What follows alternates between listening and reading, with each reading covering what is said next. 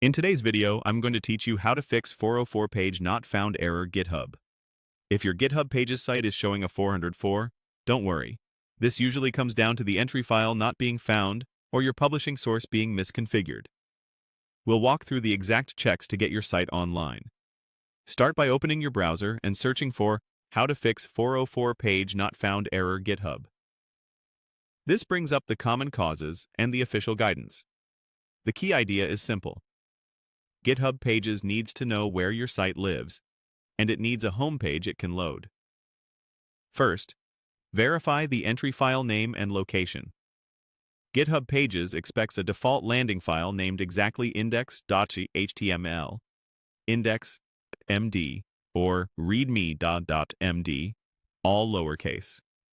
File names are case-sensitive, so index.html is not the same as index.html. Make sure this file is in the right place. For most setups, that means the root directory, the top level of the branch you're publishing from. If you're looking at documentation, expand the Show More details to see reminders about using the root directory and matching case precisely. A single misplaced or mismatched character can cause the entire site to 404. Next, confirm the publishing source. In your repository, go to the Settings tab, then select Pages from the left sidebar. Under Build and Deployment, check which branch and folder are being published. If this points to the wrong branch or a folder that doesn't contain your index file at the root, your site won't load. Adjust it so the source matches where your site files actually live. Also note that GitHub Pages is free for public repositories.